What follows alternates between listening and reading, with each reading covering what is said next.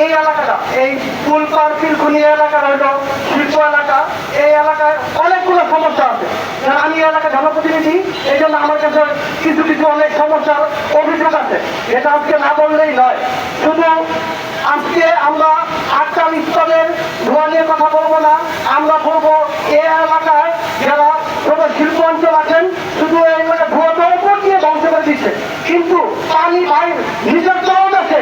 আজকে দেখেন এই এলাকার আশেপাশে কোনো জায়গায় কোনো মাছের চাষ নাই, এসির মাধ্যমে পুরো এলাকা ধ্বংস হয়ে যাচ্ছে, কোনো গাছপালা নাই, কিছু নাই। আশেপাশে এমনও আছে কারখানার ভেল, তো আমার কাছে এমনও অভিযোগ আছে অনেকে ভাঙিয়ে এসে চলে যাচ্ছে।